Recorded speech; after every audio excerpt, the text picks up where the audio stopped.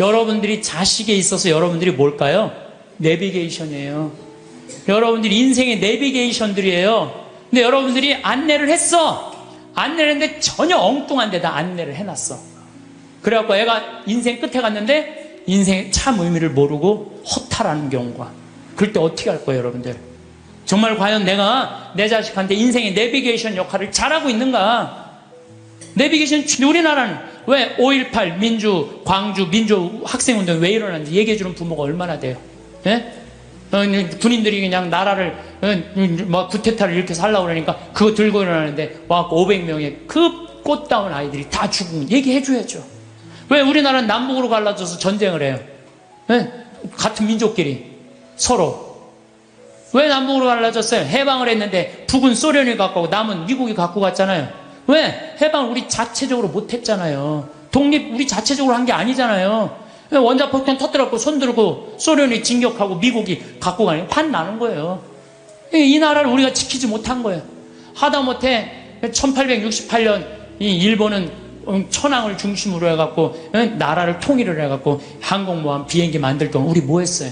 사색당파 나눠줘갖고 이걸 왕으로 세울 거냐 저를 왕으로 세울 거냐 이러고 싸우다가 나라 뺏길 때 총 한 번 못 쏴보고 나라 뺏긴 거 참 치욕의 역사를 갖고 있는 거예요. 그러니까 우리 정신 차려야 된다 이런 얘기 해야 안 해요?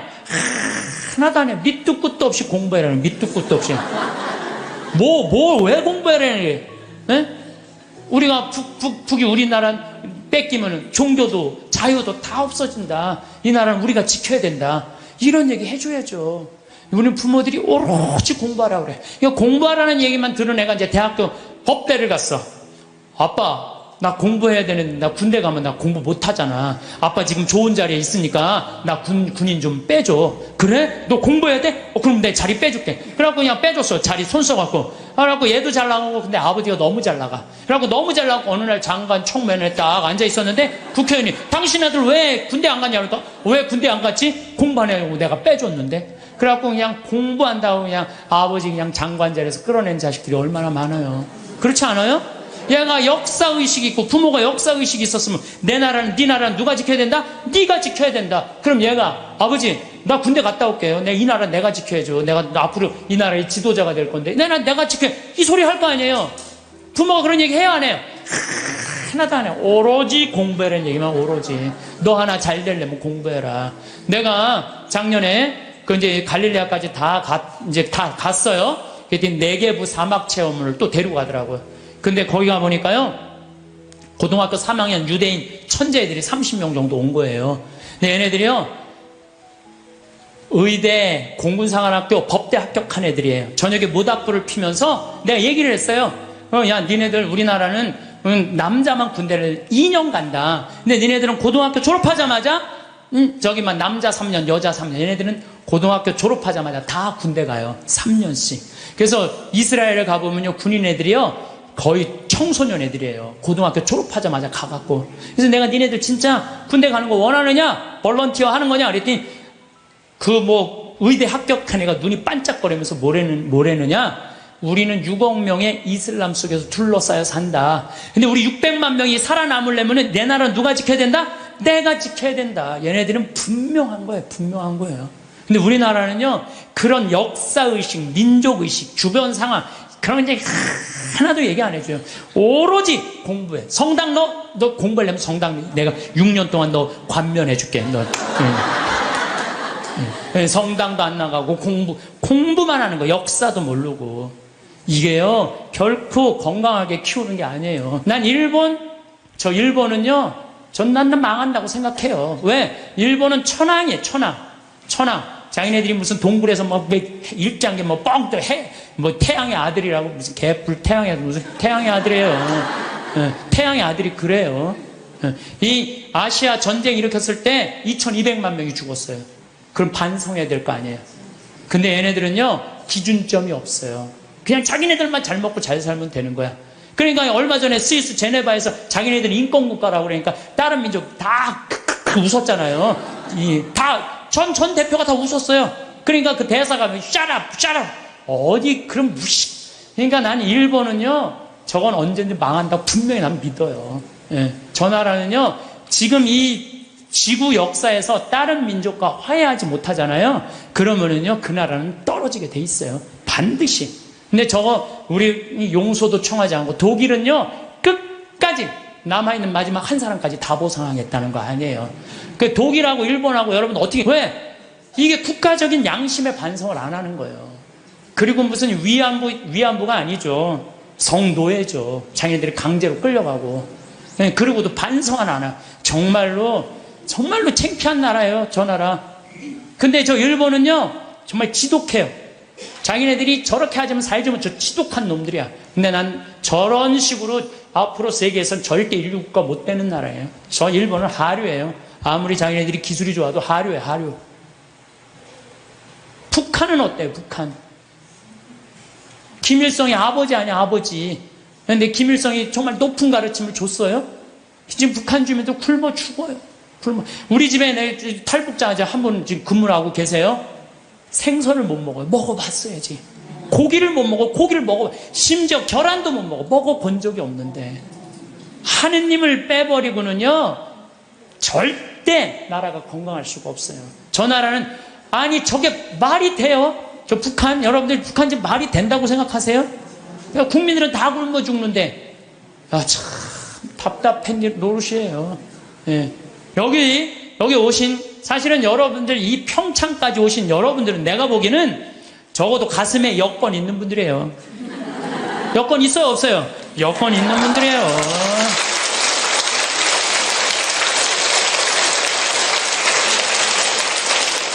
그래서 여러분들은 돌아가실 때 어떻게 돌아가실 수 있어? 이렇게 웃으면서 돌아가실 수 있어요. 제발, 아니, 이게 농담이 아니고, 여러분들 이 생각, 나는 죽을 때 싹 웃으면서 죽을 거야. 마음속으로 생각하세요. 이 세상 원도 한도 없이 열심히 살고, 하느님 뜻 따라 살다가, 죽을 때 난 이제 무슨 비행기 타고 가는 거야? 여러분들, 비행기 다 통과하고 비행기 딱 타면 기분 좋아요, 안 좋아요? 좋죠? 싹 웃을 수 있듯이, 우리가 이 세상 살이 열심히 살다가 마지막 날 돌아가실 때, 가슴에 여권 있으면 웃으면서 돌아가실 수 있어요. 지금 5월 20일부터 지금 6월 달까지 계속 30도가 넘어요. 이거 사실은 심각한 거예요. 보통 심각한 게 아니에요. 제가 1999년에 수원교구 주보에다가 지구 멸망 2016년이라고 썼었어요. 1999년. 그러니까 지금으로부터 14년 전이죠. 그때 난리가 났어요. 우리 수원교구, 지금은 80만이지만 그때는 70만이에요. 70만 사람들이 특히 초등학교 3학년 애들이 있는 그대로 믿는 애들이에요. 그러더니 엄마 2016년에 멸망하면 어떻게 하느냐고. 나 그때 장가 갈 나이인데.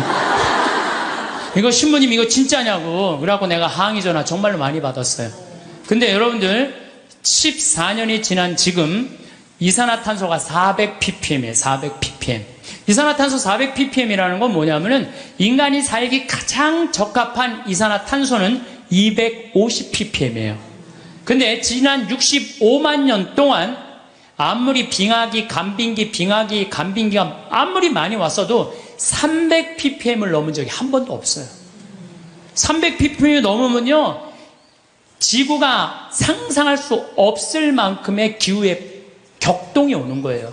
근데 지금은 얼마가 넘었느냐? 400ppm이 넘고 400ppm이 넘었다는 건요, 이제까지 65만 년 동안, 아까가 아니라 지난주에 말씀드렸듯이, 지난주에 말씀드렸듯이 지구 역사가 만 년, 인간이 역사를 기록한 그 만 년, 그 이전에 10만 년, 60만 년, 이 60만, 인간이 겪어보지 못했던 격동이 지금 이루어지고 있는 거예요. 보통 심각한 게 아니에요, 지금. 예. 그래서 400ppm이 넘으면은요, 지구는, 신부님, 2016년에 동시에 멸종하느냐고? 아니요. 그거는 우리 인간을 많이 오해하는 경우가 있어요. 지구 역사를 46억 년으로 본다면요, 지금 200년은요, 0.0000006초밖에 안 되는 시간이에요. 찰나예요, 찰나. 우리는 100년이 굉장히 긴 것 같지만 지구 입장에서는요, 순식간에 지금 벌어지는 일이에요. 지구 입장에서 우리 100년 살다가 죽으면 그냥 그걸 끝나는 거잖아요. 근데 지구 입장에서 보면 이거는 정말 완전히 거의 끝에 와 있는 거예요. 이 변화, 오죽하면 화성에 가서 살겠다고 그러겠어요. 이 아름답고 이 기가 막히게 신비로운 지구에서 안 살고 그 황량한 화성에서 가서 산다는 말이 되는 소리를 하고 있어요. 이 하나뿐인 지구를 지키지 않으면요, 우리가 이 자손들한테 이걸 물려주지 않으면요, 이거 우리 정말 이 세상에서 살 자격 없는 사람들 많아요. 그러니까 제가 하느님의 은총을 우리가 무시하면 안 돼요. 저 빈님도 하느님의 은총이고, 저 태양도 하느님의 은총이고, 이 들판에 시원스럽게 부는 바람도 하느님의 은총이고, 이 맑고 다른 공기도 하느님의 은총이고, 이런 마음을 가지는 사람은요, 자연을 함부로 대하지 않아요. 근데 그냥 하느님도 없고 이게 다 돈벌이다, 이게 다 돈이다, 이렇게 생각하는 사람은요, 이 지구를 파괴하면서 이 지구에 살 수 없는 세상을 만드는 거예요. 그래서 나는 하느님을 놓치면서 사는 이 현대인들이요, 걱정이 많이 돼요. 하느님을 놓치고 사는 이 현대인들이요, 걱정이 많이 돼요. 어쨌든 유대인들은요, 지구의 0.2%밖에 안 돼, 인구가. 미국에 한 800만 명 산대, 유대인이요. 그 다음에 이스라엘에 한 650만 명, 700만 명. 그 외에도 여기저기 있는 유대인들 다 합쳐봐야 2천만이 채 안 된대요. 그런데도 미국 경제의 60%를 유대인이 쥐고 흔들어요. 그리고 미국 부자의 30%는 유대인이에요. 하버드 대학이 전교생이 18,000명이에요. 학부생. 대학원생은 더 많지만 학부생이 18,000명인데 그중에 6,000명이 유대인이에요. 6,000명이. 우리나라 몇 명인지 알아? 300명, 300명. 근데 그 중에서도 300명 중에 반 이상이 졸업을 못 한대요. 과정을 못 따라가갖고. 근데 걔네들은요, 이 하버드 대학의 법대 50%는 유대인이래요, 유대인. 그러니까 그냥 유대인들은 노벨상 179명이 탔는데 딱 경제학상, 물리학상, 화학상 이런 거예요. 우리는 그냥 딱 한 분 탔는데 그것도 평화상. 평화상.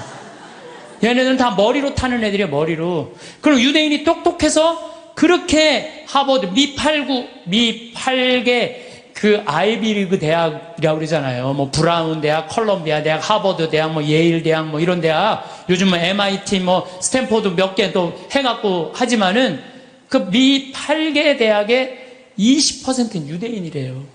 그러니까 똑똑한 애들은 다 유대인. 아, 그럼 걔네들이 IQ가 좋으냐? 걔네들은요, IQ가 평균 95밖에 안 돼요. 우리나라는 106인데. 그러니까 유대인이 전 세계에서 IQ로는 26위밖에 안 돼요. 근데 왜 얘네들이 이렇게 똑똑하고 공부를 잘할까? 이건 부모의 종교교육에 있는 거예요. 종교교육. 유대인들은요, 3살만 되면요, 토라, 모세오경 읽어줘요. 그 다음에 탈무드 얘기해줘요. 끊임없이 얘기를 해주는 거예요. 얘기. 솔로몬 얘기, 다윈 얘기, 그 다음에 머리 긴 누구의 그거, 힘센 삼손 얘기, 그 다음에 이삭 얘기, 아브라함 얘기, 야곱 얘기, 요셉 얘기, 모세 얘기. 얘네들은 끊임없이 부모한테 얘기를 듣는 거예요. 얘기를. 탈무드도 얼마나 부모한테 지혜로운 얘기를 많이 들어요. 배 타고 가는데 사람들이 자기 재물 막 자랑하니까 랍비가 나는 그런 거 하나도 안 부럽다. 당신 아무것도 없는데 뭐가 부러우냐? 난 머릿속에 재물이 있다. 그 무슨 머릿속에 재물이 있냐? 그러니까 배가 풍랑에 맞아 있는데 그냥 다 버리지 않으면은 배가 가라앉게 생겼으니까 재물은 다 버렸다. 재물은 다 버렸는데 그 랍비는 아무것도 안 버려도 항구에 도착하니까 머리에 지식을 가지고 선생이 돼갖고 먹고 산다. 진정한 재물은 뭐다? 지혜다, 지혜. 이런 걸 계속 얘기해 주는 거예요, 유대인들은. 우리나라 사람들은 뭐라 그래요? 공부해. 너 잠 좀 그만 자고 공부해. 너 텔레비전 그만 보고 공부해. 너 게임 좀 그만하고 공부해. 너 나중에 고생 안 하려면 공부해. 20년 동안 대한민국 엄마들은요, 공부하라는 얘기만 해요. 밑도 끝도 없이 공부하라고만 해요. 애들이 엄마한테 듣는 건 지혜 얘기 하나도 안 들어. 오로지 공부해, 공부해, 공부해. 이 얘기만 듣는 거예요. 걔들은요, 10마디 정도 알아듣는다고 그래요. 걔들은. 내가 키우는 걔들, 일어나, 기다려, 손, 엎드려, 먹어, 가. 이 정도 알아들어요, 걔들. 내가 우리 방에서 키우는 걔, 나라고 한 번도 내가 얘하고 대화를 해본 적, 너 박근혜 대통령에 대해서 너 어떻게 생각하냐? 한 번도 내가 얘기해 본 적 없어요. 얘는 개니까 말귀를 못 알아듣잖아요. 말귀를 못 말 안 하는 거예요. 근데 여러분들 자녀들한테요, 마치 개한테 하는 엄마들 많아요. 일어나, 밥 먹어, 학교 가, 시험은, 숙제는, 공부해. 고생하기 싫으면 공부해. 나중에 다 알아. 공부해. 20년 동안 공부하라는 얘기만 해요. 그러니까 애들이 제일 지겨운 게 공부하라는 얘기 듣는 거예요. 엄마가 유대인들은요, 왜 자기네들이 히틀러한테 600만 명이 홀로코스트 학살을 당했는지, 왜 2000년 동안 떠돌아 다녀야 되는지, 왜 자기네들 이집트로 끌려가야 되는지, 어떻게 이집트에서 탈출했는지, 40년 동안 왜 광야를 떠돌아 다녔는지 다 얘기해줘요. 역사에 대해서. 애들이 역사를 다 아는 거예요. 신앙이라는 건요, 아무것도 아닌 것 같아도 신앙이 얼마나 중요한 건데. 그러니까 유대인 아인슈타인, 에디슨, 프로이드, 스티븐 스필버그 다 유대인이에요. 근데 얘네들 다 자라면서 한 얘기가 다 부모예요. 전 세계에서요, 부모가 아무 일도 안 하고 엄마가 자녀 교육에만 매달리는 나라가 두 나라 있어요. 하나는 이스라엘, 하나는 대한민국이에요. 두 나라가 있대요. 근데 이스라엘은 왜 그렇게 아이들이 승승장구하고, 우리나라는 그 미국의 최고 좋은 대학만 가면요 10%가 졸업을 못한대요. 10%도 졸업을 못한대요. 그 왜냐면 아이들이에요, 대화가 없어서요. 신앙도 없고. 신앙이라는 게 아무것도 아닌 것 같지만요, 정말 중요한 게 신앙이에요. 저는 한번 부산에서 이제 어디 강의를 가게 됐어요. 정말 너무너무 이제 차가 막혀갖고 이제 아주 정말로 그야말로 그냥 속이 바짝바짝 탔어요. 내비게이션이 가르쳐 주는데 불안하더라고. 내비게이션이 이렇게 가는데 분명히 성당이면 시내 한가운데일 텐데 이상한 대로 계속 가는 거예요. 이게 맞는가 계속 가는데 도착했습니다 딱 그랬는데 벌판인 거예요. 강의는 5분 남겨놨는데 미치겠더라고요. 그래서 내비게이션을 내가 두들겨 팰라고 그랬어요. 이놈의 새끼 이거 제대로 안 가르쳐 줬다고. 여러분들이 자식에 있어서 여러분들이 뭘까요? 내비게이션이에요. 여러분들이 인생의 내비게이션들이에요. 근데 여러분들이 안내를 했어. 안내를 했는데 전혀 엉뚱한 데다 안내를 해놨어. 그래갖고 애가 인생 끝에 갔는데 인생의 참 의미를 모르고 허탈하는 경우가. 그럴 때 어떻게 할 거예요, 여러분들? 정말 과연 내가 내 자식한테 인생의 내비게이션 역할을 잘하고 있는가? 내비게이션 최고의 좋은 내비게이션 역할은 뭐예요? 신앙생활이에요. 이정표 확인하듯이. 그래서 하느님 확 붙잡고 살아야 되는데 너 공부하려니까 너 끊어. 그래갖고 거미가 나뭇가지 타고 나오는 거 줄 끊듯이 그냥 신앙을 딱 끊어버리는 거예요. 성당도 마찬가지예요. 여러분들 자녀들이 왜 성당 나가기 싫어하는 줄 알아요? 여러분들이 자녀들한테 뭐라 그래? 성당가, 성당가, 성당가, 성당가, 성당가. 그 얘기만 해요. 왜 성당 가야 되는지 얘기해 주는 거 없잖아요. 아브라함 얘기를 묵상을 해서 얘기를 해준다든가, 솔로몬 얘기를 해준다든가, 우리 김대건 신부님 얘기를 해준다든가, 최영업 신부님 얘기를 해준다든지, 아니면 프란치스코 성인의 삶을 얘기해 준다든지, 우리 비오 성인, 이탈리아 로톤도에 오상 받은 신부님 얘기를 해준다든가, 파티마 성모님, 루르드 성모님, 과달루페 성모님, 이번 르완다 성모님 발현했다고 그래요. 1982년에 르완다 성, 그런 얘기 하나도 안 해줘요. 오로지 성당가, 성당가, 성당가, 성당가 그 얘기만 하는 거예요. 근데 애들이 두 가지를 하기 싫은 거예요. 성당 가고 공부하는 거. 이거 두 가지가 싫은 거야. 네. 두 가지를 안 하는 거예요. 이유를 얘기해 줘야 될 거 아니야. 왜 성당 가야 되는지, 왜 공부해야 되는지. 이유를 안 해주고 무조건 그냥 성당 가, 공부해, 이 이야기.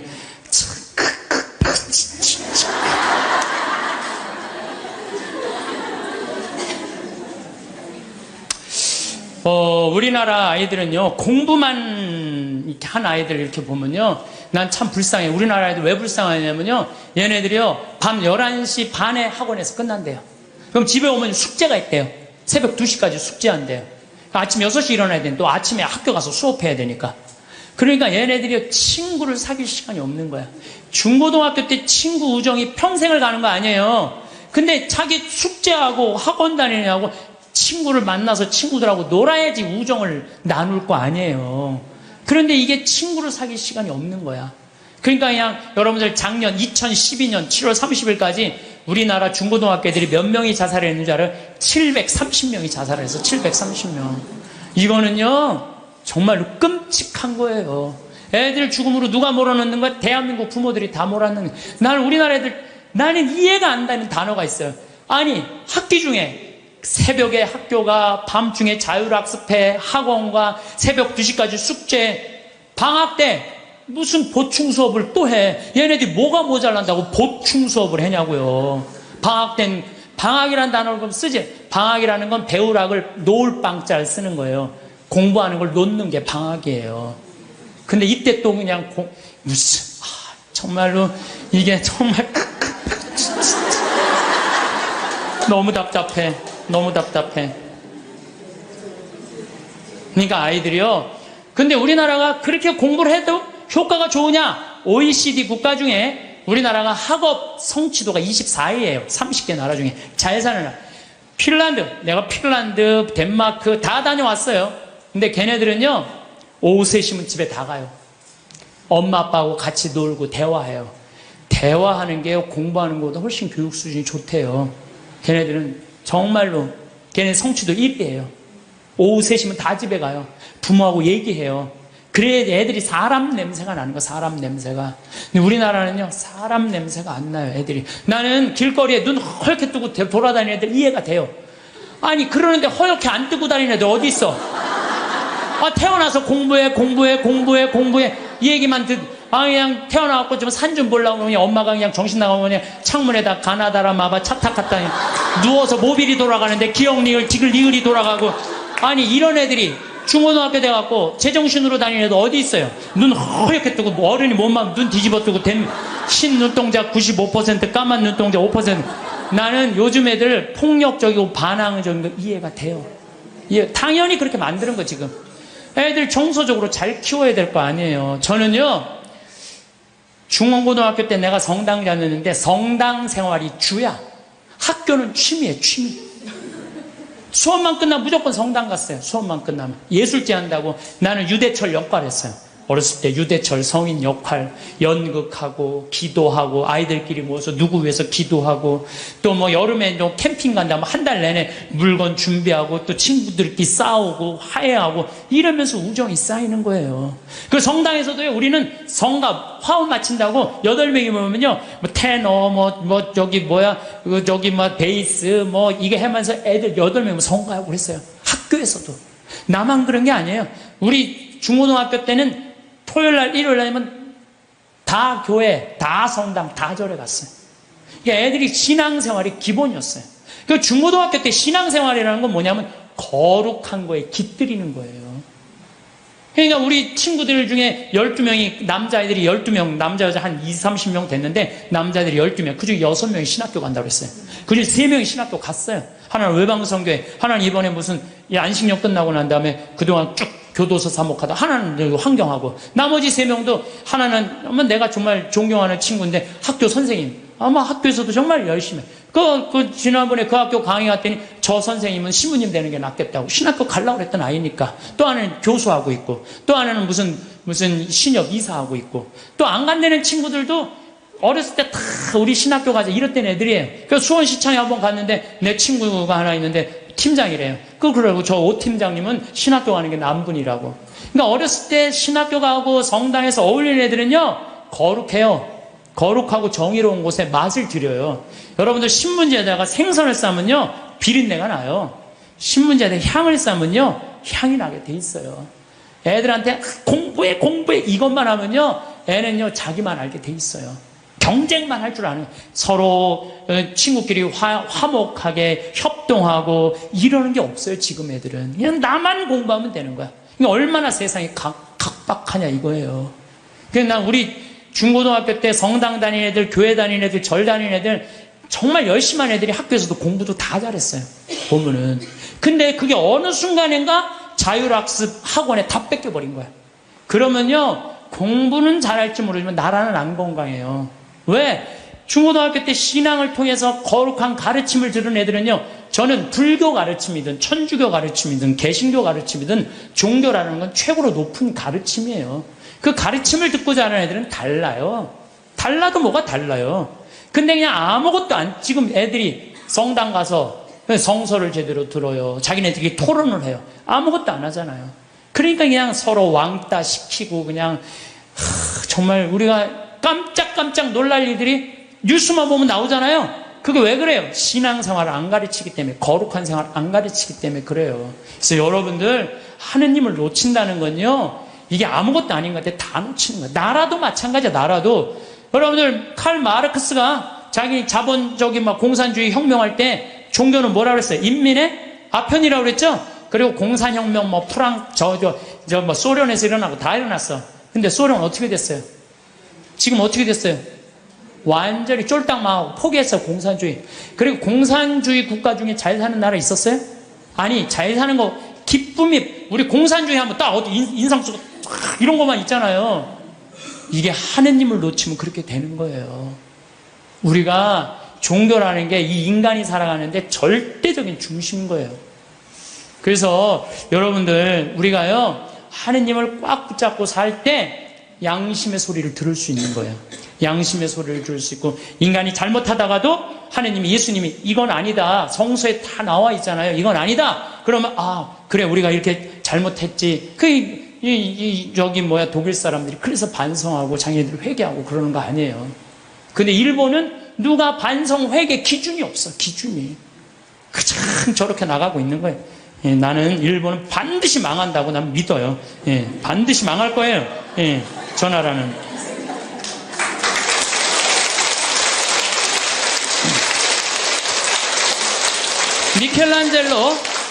미켈란젤로가 성베드로 성당 돔을 하고 시스티나 성당 천지 창조를 했어요. 근데 교황님이 미켈란젤로를 불러서 너 받고 싶은 돈 액수를 다 대라. 그랬더니 미켈란젤로가 뭐라고 그러냐면은, 교황 성하시여, 내가 재능을 하느님으로 받아서 하느님께 다시 돌려드리는데 무슨 보상금이 필요합니까? 나는 이거 하늘나라 들어가는 입장 봉헌하겠다고. 하늘나라 들어가면 입장료로 봉헌하겠다고 그래요. 근데 여러분들, 베드로 성당 돔이 얼마나인 줄 알아요? 신라 호텔이 들어가요. 그 돔 이렇게 보면요. 내가 그래서 또 이번에 베드로 성당 가서 재봤어요. 신라 호텔이 진짜 들어가나? 근데 이 라인에 보니까요, 신라 호텔 들어가고 남을 정도로 크더라고요. 베드로 성당이 얼마나 크냐 하면은 잠실 운동장 2배 많은 거예요. 크기가. 이 야구 때리면 140m 끝에 가잖아요. 베드로 성당 이 잎에서 저 끝이 178m예요. 베드로 성당 잠실. 그 어마어마한 걸 지면서 미켈란젤로 한 푼도 안 받아요. 내가 하나님으로부터 받은 재능을 하나님께 돌려드리는데 무슨 내가 보상금을 받느냐고. 예, 이거 하나님 꽉 붙잡고 산 분. 그 다음에 스페인의 성가정 성당 가우디. 이 가우디는 지금 가경자예요. 복자 바로 밑에. 이분은 장가도 안 갔어요. 이 성당 하나님 집 짓는다고요? 옷도 아닙니다. 그냥 집 짓다가 너무 피곤하면 그 성당 앞에 공원이 있어요. 공원에 누워있으면 그 상거지, 그런 거지가, 그 천재가. 그래서 사람들이 이렇게 불쌍하다고 돈 주면요, 깨보면 막 동전이 이렇게 쌓여있으면 이거 신축금 한다고 이렇게 갖다 공사하는 사람들한테 주고. 오로지 하느님의 일만을 하다가 간 분이죠. 이게 하느님의 일만을 하다가 간 분들 참 많아요. 하느님의 입장료죠. 저는 이번 2013년 3월 마지막 주에 잠비아를 다녀왔어요. 잠비아 무프리나라는 지역을 갔다 왔어요. 내가 잠비아를 왜 가게 됐느냐면은 작년에 한 5월 6월경에 수녀님들이 프란치스코 제3의 수도자들이 피정을 왔어요. 우리 교우들이 피정을 왔는데, 수녀님들이 도로 왔는데 수녀님 16분이 왔는데 한 분이 얼굴이 새카만 거야. 그래서 내가 수녀님한테 물어봤어요. 수녀님, 남들은 다 얼굴이 하얀데 수녀님 왜 새카마냐고. 그랬더니 이 수녀님이, 신부님, 저는 잠비아에서 농장을 한다는 거예요. 무프리나 지역에서. 왜 농장을 하냐고 그러니까, 거기 그냥 다 굶어 죽어갖고 농장을 해서 거기에 있는 젊은 아이들한테 농업을 가르쳐서, 잠비아가요, 우리나라보다 7배 커요. 남한보다. 땅이 엄청, 그리고 다 평지야. 근데 얘네들이 농사를 질 줄 모르는 거야. 그래서 수녀님이, 나는 거기 농사를 가르쳐서 잠비아 사람들이 잘 먹고 살게 해주려고 지금 농장을 운영한다는 거예요. 그래서 내가 눈이 이만해졌어요. 수녀님 무슨 농장을 해요? 그랬더니 몇 평이야? 그랬더니 80만 평이래요. 80만 평. 수녀님, 근데 한국은 왜 들어오셨어요? 17년 동안 거기서 사셨대요. 17년 동안 아프리카에서 사신 새카맹이에요. 암이 걸린 거, 암이. 그래갖고 치료도 하고, 그 다음에 또 뭐라고 그러더라? 기숙사를 짓는데 돈이 없어갖고 돈 모으러 왔대요. 그래서 마침내 사는 맛 책 팔은 인세가 한 2천만 원 들어왔길래, 수녀님 내가 이거 줄게. 근데 신부님, 우리하고 무슨 상관이 있어서 이 돈을 한 번에 주냐? 밑도 끝도 없이 돈을 왜 주냐?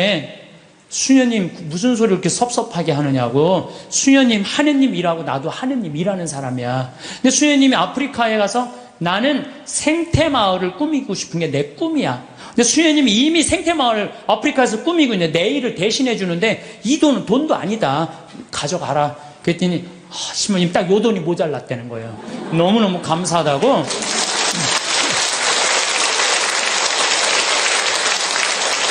그래서 내가 수녀님한테 이거는 세 발의 피다. 이건 시작이다. 수녀님 앞으로 필요한 거 다 얘기해라. 내가 다 도와주겠다. 수녀님 도대체 우리한테 왜 이러시는 거냐고. 걱정하지 말아라. 수녀님 내가 원래 아프리카의 생태마을 꾸미고 싶은 게 내 꿈이다. 근데 이미 수녀님이 하고 있으니까 내가 아프리카에 굳이 안 가도 수녀님만 도와줘도 될 것 같다. 그래서 이번에 이제 3월 달에 아프리카를 갔어요.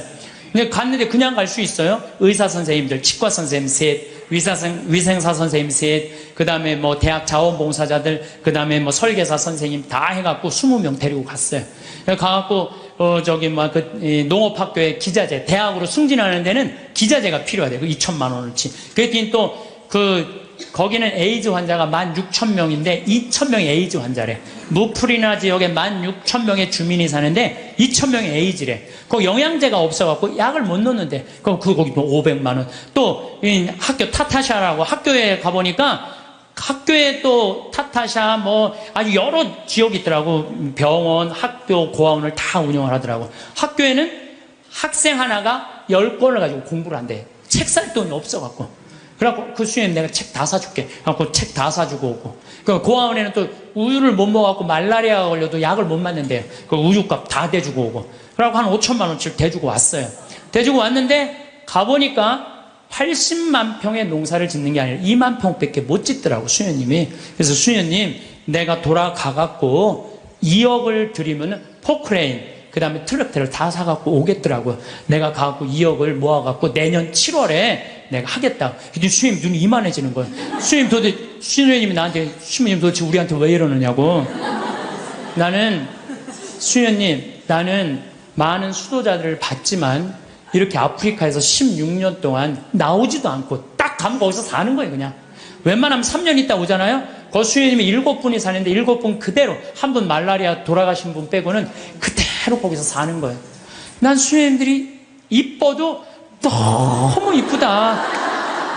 정말 수녀님들이야말로 꽃이다, 꽃. 교회의 꽃이다. 내가 이 수녀님들을 안 도와주면 나중에 하느님 앞에 가서 나 혼난다. 근데 2억을 모아갖고 오겠다.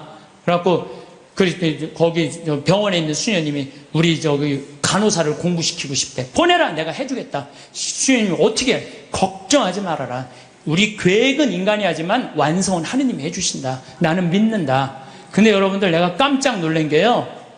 온 지 한 달 반인데 1억 3천을 모았어요. 1억 3천을. 내가 말도 많이 안 했어. 이렇게 강의 때 한 사람 앞에 1,000만 원만 20명만 모으면 된다. 한 사람 앞에 1,000만 원 20명 모으면 된다. 그랬더니 지난번에 명동에 갔는데 2명이 2,000만 원을 했더라고. 그래갖고 전화가 왔어. 신부님 명동 강의 끝나는데 심히 바쁘신데 내가 1,000만 원을 기증하는데 시간 되시냐고. 나 시간 무지하게 많다. 나 시간 무지하게 많다. 그랬더니 그분이 수표를 1,000만 원을 딱 갖고 왔더라고요. 그래서 내가 통장에 지금 벌써 5천만 원을 받아두고 이제 7천만 원 약속을 했어요. 이제 연락하면 다 넣는다는 거예요. 그래서 내가 우리 형한테도 형 아프리카 돈 번 거 뭐 할 거야? 1,000만 원 기증해. 그랬더니 우리 또 형은 또 천사예요. 내가 돈 내려면 다 내요. 1초도 주저하지 않고 시민이 제가 봉헌하겠습니다. 그래서 우리 어머니도 이번 7월 달에 개를 탄대요. 어머니 1,000만 원 하라고. 죽기 전에 뭐 아프리카에 우물 파주는 게 소원이라며 내놔 1,000만 원. 그래갖고 어머니 7월 달에 개 타면 통장에 넣어주기로 했어요. 그렇게 1억 3천을 모았어요. 여기 계신 여러분들도 동참하고 싶은 분들은 나한테 연락하세요. 여러분들 그러면은요, 내가 20명의 주주를 모으는데 그거는 주식을 받을 수는 없어요. 그렇지만 그건 하늘나라 가는 여권에 도장 하나, 비자 하나 찍어 놓는 거예요. 그러니까 나는 영국이 그동안 몇백 년 동안 뺏어갔어요. 뺏어만 가고 교육 하나 안 시킨 거예요. 나는 영국 사람들 해가 지지 않는 나라라고 하는데 난 절대 그렇게 표현하면 안 돼요. 전 세계 다니면서 도둑질 하느냐고. 해가 질 수가 없는 나라예요. 해 질 시간이 없는 나라지. 해가 짓는. 그 중국은 지금 불이 다 뺏어가요. 근데 저는 어떤 생각을 갖고 있느냐 하면은 우리나라는 그러면 안 돼요. 우리나라는 이제까지 다른 나라 침략한 적 한 번도 없어요. 우리끼리 여기까지 올라온 거예요. 그럼 우리나라가 세계 최일의 인류 국가가 되려면 어떻게 해? 이제는 우리가 원조 받는 나라에서 원조 해주는 나라가 됐잖아요. 원조를 해줘도 멋있게 해주자는 거예요. 그래서 내가 그 80만 평에 그림까지 그 지역 주민들 큰 산 집까지 그림을 다 그려놨어요. 그래갖고 와서 거긴 또 아프리카인데도요 1300mm가 빈님이 오세요. 잠비아는. 그래갖고 물도 많아요. 자본이 없는 거지. 개발만 하면요 우리가 아프리카 가난하고 굶주리는 나라라고 생각하잖아요. 그렇지 않아요. 아프리카는요 정말 잘만 꾸며놓으면요 정말 살기 좋은 나라예요. 원시지구 그대로 보존된 참 좋은 지역에. 그리고 내가 이번에 그 의사 선생님들 모시고 왔는데 의사 선생님들이 그러는 거예요. 자기는 이렇게 의술을 배워도 보람을 못 느꼈대요. 왜냐하면 의사 선생님들이 스트레스 무지하게 받거든요. 뭐 치과 돈 많이 버느라 스트레스 굉장히 많이 받아요. 근데 자기네들이 여기 와서 의술을 하니까 자기들이 이렇게 힘든 공부에 대한 보람을 느낀다는 거예요. 너무 좋다는 거예요. 또 호주에서 이광현이라는 선생님이 왔는데 키가 1m 한 78 정도, 얼굴도 잘생기고 키도 크고. 근데 작년에 내가 멜버른에 강의를 갔는데 난 이런 꿈이 있다. 근데 한 젊은이가 와서 신부님 동참하겠습니다. 그걸 명함을 줬어요. 난 그거 잊어먹었죠. 근데 이 친구가요 계속 우리 인터넷에서 검색을 한 거야. 그리고 내가 그걸 딱 보고 멜버른에서 한국으로 날라온 거야. 같이 갔어요. 근데 이 아프리카 사람들은 이 이가요 뿌리가 우리는 얕은 얘네들 굉장히 깊어요. 이가 이만해. 진짜 거짓말 조금 못해서 이만해. 그러니까 이걸 빼려니까 여선생님들은 그걸 못 빼는 거야. 근데 얘는 그냥 힘이 좋으니까 그걸 다 빼는 거야. 썩은 거를. 이야. 근데 이 친구가 그러는 거예요. 자기가 후배 의사 선생님들한테 자기가 너무 행복했다고 그 한 10일 동안 자기는 정말로 공부한 보람을 느낀다고. 그랬더니 3명이 또 지원을 했대. 또 수원에 이제 남자 의사 선생님 또 지원을 했어.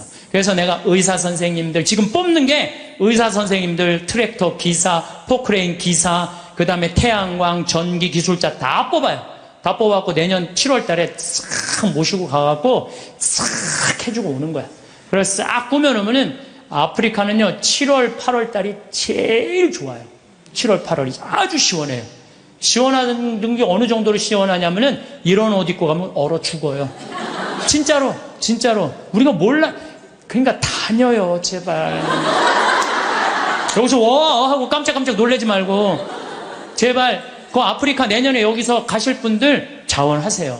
내년에 한 달 갔거든. 7월 15일부터 8월 15일. 그러면은요 돈도 많이 안 들어. 230만 원이면 돼. 비행기 뭐 3번 다 갈아타고 가면 돼요. 26시간 걸려서 가는 거예요. 비행기 타고. 괜찮아요. 저는 작년에 하느님한테 정말 감사드리는 거는 수술하고 난 다음에 비행기 타면 암 환자들은 안 돼요. 암 환자들은 비행기 타면 뭐가 있어갖고 안 좋대요. 그런데도 나는 타고 다녀요, 지금도. 그럼 작년에 진복 8탄 거기서 우리 목사님이 얼마나 열심히 그냥 은총 그냥 받아갖고. 근데 난 이번에도 갔다 왔는데 조금 힘들긴 했지만은 그러다 죽으면 얼마나 좋아요. 하느님 일하다가 죽는 건데. 그런 거 두려울 게 아니에요. 아무것도 안 하는 게 무서운 거죠. 하다가 죽는 건 하나도 안 무서운 거예요. 혹시 여러분들 자녀들 가운데 공부하기 싫어갖고 유세 부리는 놈들 있죠? 그런 놈들 공부해 그럴 필요 하나도 없어요. 그냥 나한테 한 달만 맡기세요. 아프리카 한 달만 데려갔다 오면요 얘네들 인간이 변해요. 왜? 걔네들 사는 거 보면요 정말로 그냥 맨바닥에서 산다고 생각해도 돼. 흙바닥에서 사는 거예요.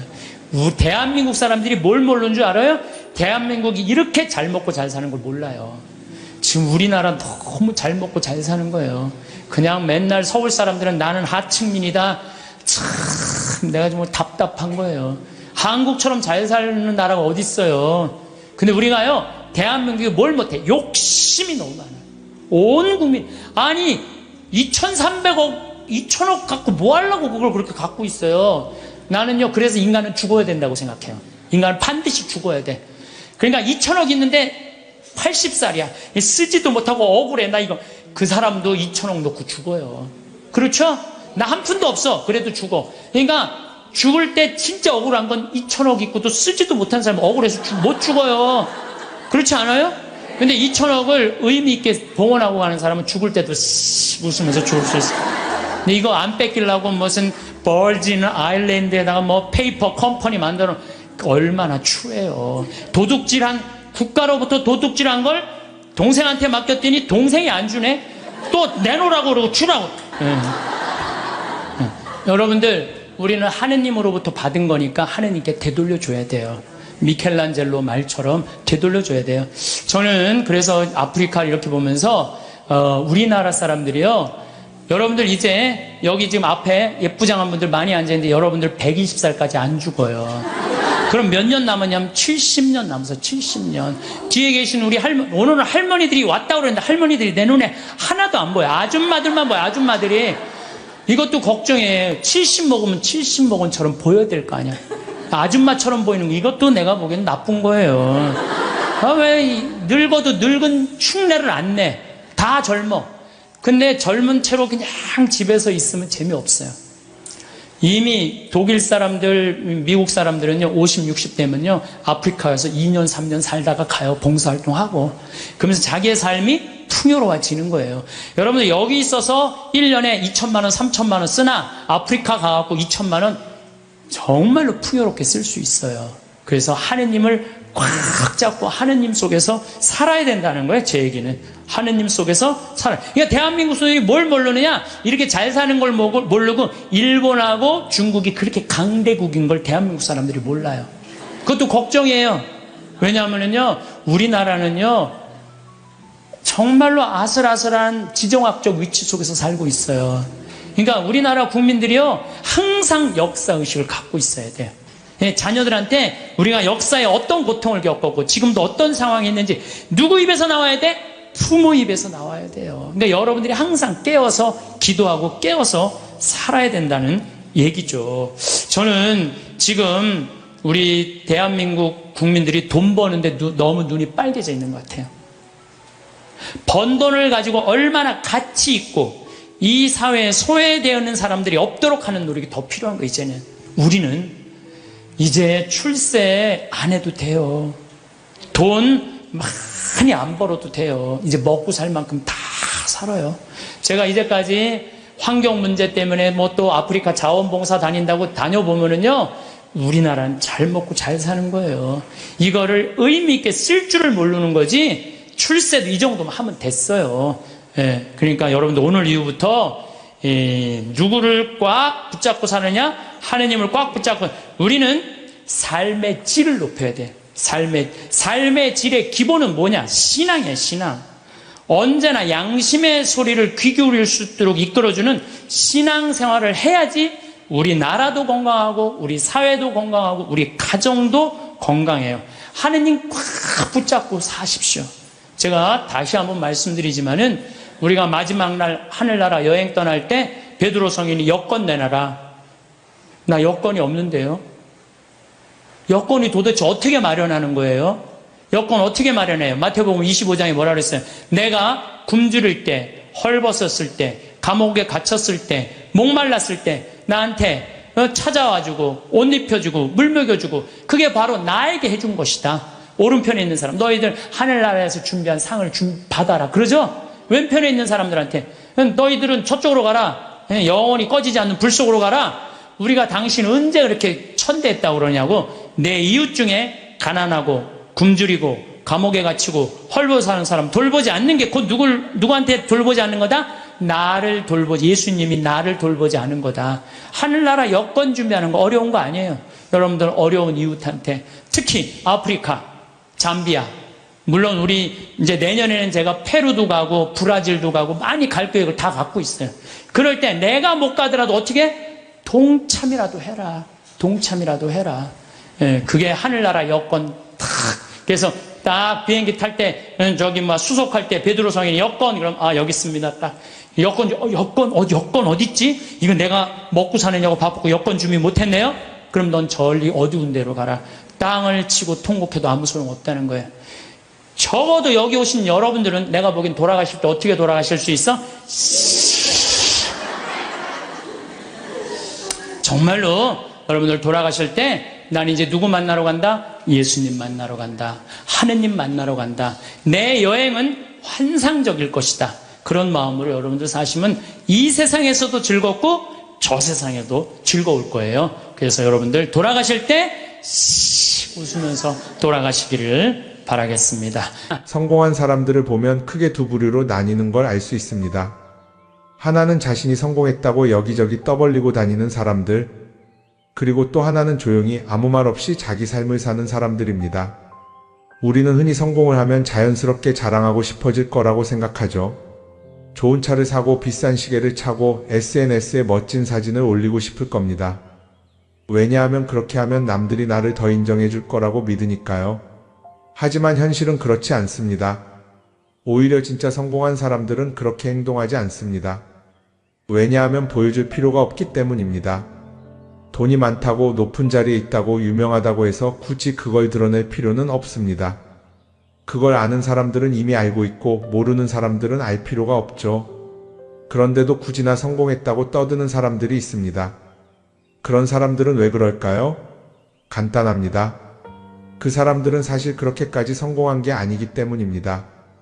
우리는 종종 SNS에서 성공한 사람들을 봅니다. 해외여행을 가고 고급 레스토랑에서 밥을 먹고 멋진 차를 타고 다니는 모습? 그런데 가만히 보면 그런 걸 보여주는 사람들은 언제나 뭔가를 팔고 있습니다. 강의를 팔든 자기 브랜드를 홍보하든 아니면 단순히 자기 자존감을 유지하려고 하든 간에 결국 목적이 있는 거죠. 진짜 부자들은 그렇게 하지 않습니다.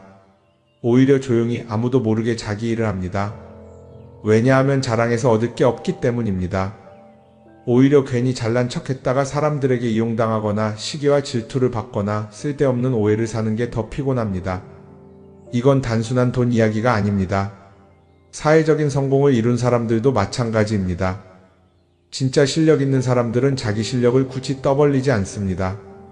왜냐하면 그럴 필요가 없으니까요. 자기 분야에서 최고라면 사람들이 먼저 알아서 찾아옵니다. 반대로 실력이 부족한 사람일수록 자기를 포장하려고 애씁니다. 우리가 흔히 듣는 말이 있죠. 빈수레가 요란하다. 이 말이 괜히 있는 게 아닙니다. 정말 내실이 있는 사람들은 굳이 시끄럽게 굴지 않습니다. 반대로 겉만 번지르르한 사람들은 자기가 얼마나 대단한지 떠들고 다닙니다. 이걸 좀 더 현실적인 예로 들어볼까요? 동창회에 나가면 꼭 이런 사람이 있습니다. 옛날에는 별거 아니었는데 갑자기 잘 됐다고 나타나서 자기가 얼마나 성공했는지 자랑하는 사람. 처음에는 다들 와 대단하다 하고 들어주지만 시간이 지나면 어떨까요? 대부분 속으로 이렇게 생각할 겁니다. 저 사람 뭐 저렇게까지 티를 내? 결국 그런 사람은 점점 멀어지게 됩니다. 반면에 정말 성공한 사람들은 조용합니다. 굳이 자기가 어떻게 살고 있는지 설명하지 않죠. 그런 사람들은 오히려 주변에서 먼저 알아보고 자연스럽게 존경을 받습니다. 그게 진짜 성공입니다. 그럼 우리는 어떻게 해야 할까요? 내가 뭔가를 이루었을 때 굳이 남들에게 알릴 필요가 있을까요? 물론 가까운 사람들에게 좋은 소식을 전하는 건 좋습니다. 하지만 굳이 모든 사람들에게 나 이렇게 잘 살고 있어요 하고 알릴 필요는 없습니다. 그런 행동은 결국 나에게 득이 되지 않습니다. 성공이라는 건 원래 조용한 겁니다. 내가 잘 되고 있으면 주변 사람들이 자연스럽게 알게 됩니다. 굳이 내가 말하지 않아도 내 행동과 태도에서 묻어나오게 되어 있습니다. 그러니 굳이 보여주려고 애쓰지 마세요. 오히려 그게 더 진짜 성공한 사람의 태도입니다. 사람은 사회적 동물이라고 하잖아요. 혼자 살아갈 수 없고 결국 사람과의 관계 속에서 기쁨도 얻고 때로는 상처도 받습니다. 그런데 한 가지 생각해 볼 게 있어요. 우리가 정말 인간관계가 필요해서 맺고 있는 걸까요? 아니면 그냥 그래야 한다고 배워서 어쩔 수 없이 유지하고 있는 걸까요? 어릴 땐 친구 많으면 좋다고 하죠. 사회생활에서도 인맥이 중요하다는 말을 많이 합니다. 그런데 정작 주변을 보면요. 인간관계가 넓은 사람일수록 스트레스를 더 많이 받아요. 전화벨이 울릴 때마다 이번엔 또 무슨 부탁일까 싶고 단체 채팅방에서 메시지가 올 때마다 이걸 또 어떻게 대답해야 하나 고민하죠. 관계가 많아질수록 책임과 피로도 함께 늘어나는 겁니다. 어떤 사람들은 인간관계를 줄이면 외롭지 않겠냐고 해요. 그런데 가만히 생각해보면 진짜 외로움을 느끼는 순간이 언제인지 아세요? 오히려 불필요한 인간관계 속에 있을 때입니다. 같이 밥을 먹고 얘기를 나누는데도 뭔가 허전하고 대화가 컥 돌고 속마음을 나누지도 못할 때, 그럴 때 우리가 더 외롭다고 느끼죠. 그렇다고 당장 인간관계를 다 끊어버릴 순 없겠죠. 하지만 적어도 내가 정말 소중하게 여겨야 할 관계와 그냥 관성적으로 유지하는 관계는 구분할 필요가 있습니다. 예를 들어 매번 나한테 부탁만 하고 정작 내가 어려울 땐 연락 한 번 없는 사람. 내가 실수하면 뒷담화를 하면서 내 앞에서는 웃는 사람. 이런 관계를 굳이 계속 이어갈 이유가 있을까요? 가끔은 이런 경험도 있을 거예요. 우연히 어떤 사람과 친해졌는데 만난 지 얼마 되지도 않았는데 너무 많은 걸 털어놓는 사람들 있죠. 자기 속사정부터 가족 문제, 직장 고민까지 쏟아내는 사람들. 이런 경우 두 가지의 가능성이 큽니다. 하나는 그냥 감정적으로 의존할 사람이 필요해서일 수도 있고 또 하나는 내가 믿을 만한 사람인지 떠보는 걸 수도 있어요. 어떤 경우든 이런 관계는 오래가기 어렵습니다. 사실 친밀함이라는 건 시간이 필요한 법이에요. 적당한 거리를 두고 천천히 서로를 알아가야 하는데 초반부터 급격하게 가까워진 관계는 쉽게 무너지는 경우가 많습니다. 처음엔 친하다고 생각했는데 어느 순간 사소한 일로 틀어지고 결국 남보다 못한 사이가 되는 거죠.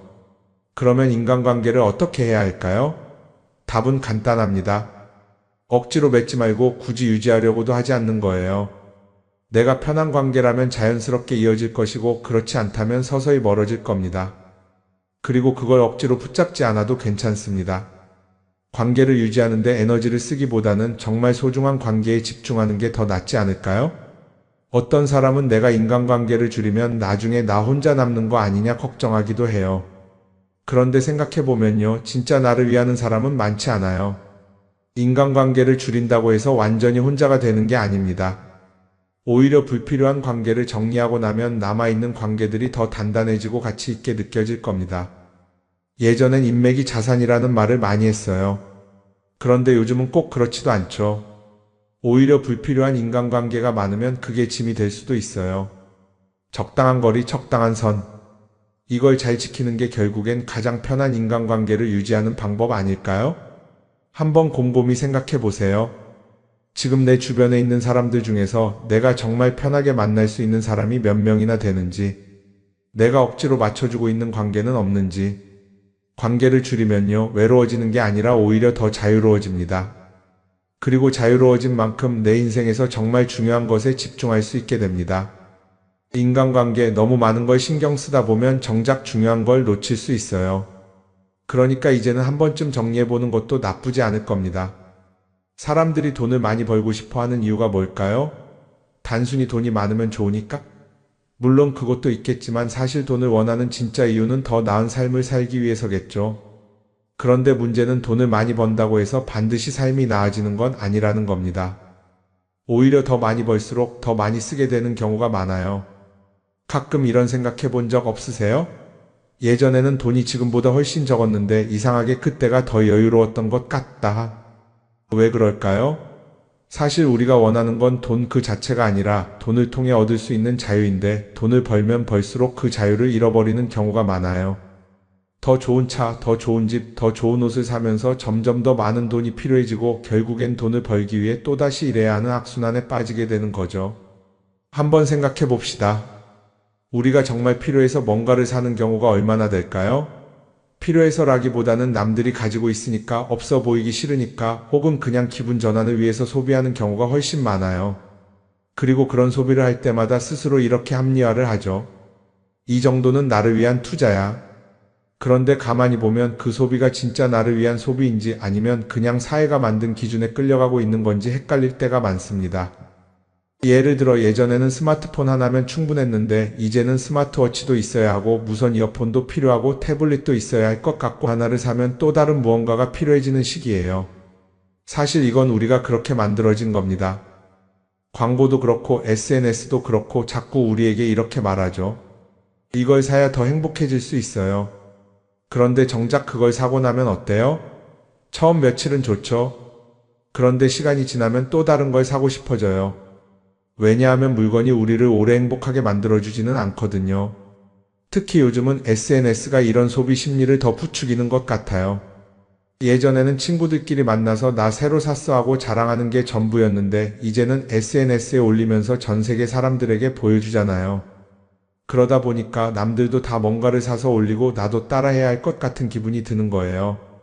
그런데 중요한 건 그 사람들도 사실은 나와 똑같은 기분이라는 겁니다. 내가 남을 부러워하는 만큼 나도 누군가에게 부러움을 사려고 애쓰고 있는 거죠. 결국 끝없는 비교와 소비 속에서 진짜 중요한 걸 놓치게 되는 겁니다. 한번 이렇게 생각해보면 어떨까요? 만약 내가 지금부터 딱 1년 동안 불필요한 소비를 하지 않는다면 내 삶이 어떻게 변할까? 아마 처음에는 답답할 수도 있어요. 사고 싶었던 걸 참아야 하니까. 그런데 그걸 몇 번 참고 나면 어느 순간 깨닫게 될 겁니다. 내가 굳이 이걸 안 사도 괜찮네? 그렇게 불필요한 소비가 줄어들면 자연스럽게 돈이 쌓이겠죠. 그런데 돈이 쌓이는 것보다 더 중요한 게 있어요. 바로 마음의 여유가 생긴다는 겁니다. 돈을 쓰지 않는다고 해서 불행해지는 게 아니라 오히려 소비로부터 자유로워지면서 진짜 행복을 찾을 수 있어요. 물론 이걸 실천하는 게 쉽지는 않겠죠. 우리 주변에는 소비를 부추기는 것들이 너무 많으니까요. 하지만 적어도 이런 건 해볼 수 있습니다. 뭔가를 사고 싶을 때 한 번만 스스로에게 물어보는 거예요. 이게 정말 나한테 필요한 걸까? 아니면 그냥 순간적인 욕심일까? 만약 그 질문을 던졌을 때 5초 안에 당연히 필요하지 라는 답이 나오지 않는다면 사실 그건 없어도 되는 물건일 가능성이 큽니다. 정말 필요한 건 고민할 필요도 없이 바로 떠오르거든요. 그러니까 이제는 한 번쯤 생각해 봐야 할 것 같아요. 나는 지금 내가 원하는 삶을 살고 있는 걸까? 아니면 남들이 만든 기준에 맞추기 위해 내 시간을 팔고 있는 걸까? 소비를 줄인다는 건 단순히 돈을 아끼는 게 아닙니다. 그건 결국 내 삶의 선택권을 되찾는 일이거든요. 돈을 많이 버는 것도 중요하지만 더 중요한 건 그 돈을 어떻게 쓰느냐입니다. 그리고 때로는 아무것도 사지 않는 게 최고의 선택일 수도 있어요. 우리는 요즘 SNS 없이 사는 게 거의 불가능한 시대에 살고 있죠. 아침에 눈 뜨자마자 휴대폰을 확인하고 출근길에도 SNS를 보고 잠들기 전까지도 계속 들여다봅니다. 그러면서 남들이 어떻게 사는지 보고 나도 모르게 비교하게 되고 때로는 초조해지기도 하죠. SNS에 올라오는 사진들 한번 보세요. 맛집에서 멋진 음식을 먹고 해외여행을 다니고 좋은 옷을 입고 성공한 삶을 사는 사람들. 그런데 가만히 보면 이 사람들이 정말 행복해서 저런 사진을 올리는 걸까요? 아니면 그냥 행복해 보이고 싶은 걸까요? 실제로 SNS에 가장 많이 올라오는 사진이 뭔지 아세요? 남들이 부러워할 만한 순간들입니다. 집에서 편하게 쉬고 있는 모습이나 출근길에 지친 얼굴, 어제 먹다 남은 배달 음식 사진 같은 건 잘 안 올리죠. 대신 멋진 레스토랑, 명품 가방, 고급 호텔 같은 것들이 올라옵니다. 왜 그럴까요? 결국 SNS는 보여주기 위한 공간이기 때문입니다. 여기서 중요한 게 있어요. 우리가 SNS에서 보는 건 그 사람의 삶 전체가 아니라 편집된 일부 장면이라는 겁니다. SNS는 마치 한 편의 다큐멘터리나 영화처럼 잘 꾸며진 장면들만 보여줍니다. 그런데도 우리는 그걸 보면서 아, 저 사람은 나보다 더 행복하구나 하고 착각하죠. 예를 들어 SNS에서 한 친구가 해외여행을 가서 아름다운 풍경을 찍어 올렸다고 해볼게요. 우리는 그걸 보면서 부럽다, 나도 저렇게 살고 싶다라고 생각하겠죠. 그런데 정작 그 친구는 사진을 찍고 나서도 일 때문에 스트레스를 받고 있을 수도 있고 여행 비용을 감당하느라 카드가 걱정을 하고 있을 수도 있습니다. 그 부분은 우리는 알 수가 없죠. 그런데 문제는 이렇게 남들과 비교하는 습관이 쌓이면 결국 내 삶이 초라하게 느껴진다는 겁니다. 원래는 그냥 조용히 살아도 괜찮았는데 SNS를 보고 나면 나만 뒤처지는 것 같고 뭔가를 더 해야 할 것 같고 괜히 불안해지죠. SNS는 기본적으로 사람들의 비교 심리를 자극합니다. 남들이 가진 걸 나도 갖고 싶게 만들고 남들이 하는 걸 나도 해야 할 것 같은 기분이 들게 만들죠. 그러다 보니 필요하지도 않은 걸 사게 되고 무리해서라도 화려한 곳에 가게 되고 남들에게 보여주기 위해 사는 삶을 살게 됩니다. 그럼 어떻게 해야 할까요? 사실 정답은 간단합니다. SNS에서 보이는 것들을 곧이곧대로 믿지 않는 것입니다. 그리고 더 중요한 건 남과 비교하는 걸 멈추는 것이에요. 어떤 사람이 비싼 차를 타고 다닌다고 해서 그 사람이 꼭 행복한 건 아닙니다. 좋은 차를 타고 다니지만 밤마다 사업 걱정에 잠 못 이루는 사람도 많아요. 반대로 대중교통을 이용하지만 마음 편하게 사는 사람도 있죠. 결국 행복은 보이는 것이 아니라 느끼는 것입니다. SNS를 덜 보면 덜 불행해진다는 연구 결과도 있어요. 하루 종일 남의 삶을 보면서 비교하는 시간을 줄이면 내 삶에 집중할 수 있는 시간이 많아지는 겁니다. SNS를 완전히 끊을 필요는 없지만 최소한 그 안에 있는 것들이 전부 진짜라고 생각하지 않는 태도는 필요합니다. 우리는 누구나 자신만의 속도로 살아가고 있어요. 남들은 남들대로 사는 거고 나는 나대로 살면 됩니다. SNS에서 남들의 화려한 모습을 볼 때마다 한 번쯤 이렇게 생각해 보세요. 이건 그 사람이 보여주고 싶은 삶일 뿐이다. 그러면 조금은 편해질 겁니다. 사람들은 다들 자기 인생을 살아간다고 생각하죠. 그런데 가만 보면 정말 자기 인생을 사는 사람이 얼마나 될까요? 많은 사람들이 사실은 남이 만들어 놓은 기준에 맞춰서 살고 있어요. 좋은 대학, 좋은 직장, 좋은 차, 좋은 집. 다들 이런 걸 목표로 삼지만 정작 내가 원하는 삶이 뭔지 깊이 생각해 본 적이 없는 경우가 많아요. 이건 어릴 때부터 교육받아온 방식과도 관련이 있어요. 우리는 어릴 때부터 이렇게 살아야 한다는 틀 안에서 자라죠. 공부 열심히 해서 좋은 성적을 받아야 하고 좋은 직장을 가져야 하고 결혼도 적당한 때에 해야 하고 마치 인생이 정해진 수순이라도 있는 것처럼요. 그러다 보니 나 스스로 정말 원하는 걸 고민하기보다는 그냥 남들이 정해놓은 목표를 따라가게 돼요. 그런데 이렇게 남의 기준에 맞춰서 살다 보면 어느 순간 공허함을 느끼게 됩니다. 이게 정말 내가 원했던 삶인가? 하는 의문이 들 때가 오죠. 어릴 땐 성적이 목표였고 사회에 나와서는 연봉이 목표였고 결혼하고 나서는 아이 교육이 목표였는데 그 목표를 이루고 나면 허무한 거예요. 계속 뭔가를 이루긴 했는데 정작 나는 어디에 있는지 모르겠는 거죠. 진짜 중요한 건 내가 원하는 게 뭔지를 아는 것이에요. 그런데 이게 쉽지 않죠. 오랫동안 남의 기준대로 살아왔기 때문에 막상 내가 정말 원하는 게 뭐지? 하고 물어보면 선뜻 대답하기 어려운 경우가 많아요. 하지만 이 질문을 하지 않으면 우리는 평생 남이 정한 기준 속에서 살게 됩니다. 그럼 어떻게 해야 할까요? 첫 번째로 필요한 건 내가 왜 이런 생각을 하게 됐는지 스스로 점검하는 거예요. 예를 들어 내가 비싼 차를 사고 싶다고 생각한다면 그게 정말 내 필요 때문인지 아니면 남들에게 잘 보이기 위해서인지 한번 따져봐야 해요. 만약 남들이 나를 어떻게 볼까 하는 게 더 중요하다면 그건 내 기준이 아니라 사회가 만들어 놓은 기준일 가능성이 큽니다. 두 번째는 다른 사람의 의견에 휘둘리지 않는 연습을 하는 거예요. 우리는 살아가면서 끊임없이 남들의 평가를 받죠. 그 나이에 그런 걸 시작한다고? 지금 그게 가능하겠어? 이런 말들이 우리를 흔들어 놓습니다. 그런데 그런 말에 신경 쓰다 보면 결국 아무것도 하지 못하게 돼요. 중요한 건 남들이 뭐라고 하든 내가 결정하는 거예요. 물론 남의 조언을 들을 수도 있고 참고할 수도 있죠. 하지만 최종 결정은 항상 내 몫이어야 합니다. 내가 결정하고 내가 책임지는 거. 그렇게 해야 내 삶을 온전히 내 것으로 만들 수 있어요. 세 번째는 내가 한 선택에 책임지는 자세를 가지는 거예요. 많은 사람들이 무언가를 선택하고 나서도 후회하죠. 괜히 이걸 했나? 이 선택이 잘못된 건 아닐까? 그런데 한 가지 확실한 건 후회한다고 해서 과거가 바뀌지는 않는다는 거예요. 내가 한 선택이라면 그 선택이 틀렸다고 해도 받아들이고 그 안에서 최선을 다하는 게 더 중요해요. 이렇게 말하면 그럼 실수하면 어떡하죠? 라고 걱정하는 분들도 있을 거예요. 하지만 생각해보면 우리가 실수를 두려워하는 이유도 결국 남의 시선 때문이에요. 내가 실패하면 남들이 날 어떻게 볼까? 이런 걱정이 더 크죠. 그런데 남들은 생각보다 우리한테 관심이 없어요. 우리가 성공하든 실패하든 남들은 자기 삶을 사느라 바빠요. 그러니까 내 인생의 주인은 결국 나 자신이라는 걸 명확히 할 필요가 있어요. 내 선택을 하고 그 선택에 책임지면서 남이 아니라 나에게 맞는 길을 찾는 것. 그게 진짜로 내 삶을 살아가는 방법이 아닐까요? 어쩌면 우리는 너무 오랫동안 이렇게 살아야 한다는 틀 속에 갇혀 있었는지도 모릅니다. 하지만 이제는 한 번쯤 생각해 봐야 합니다. 나는 진짜 내 삶을 살고 있는가? 그리고 만약 아니라면 지금부터라도 조금씩 바꿔보면 어떨까요?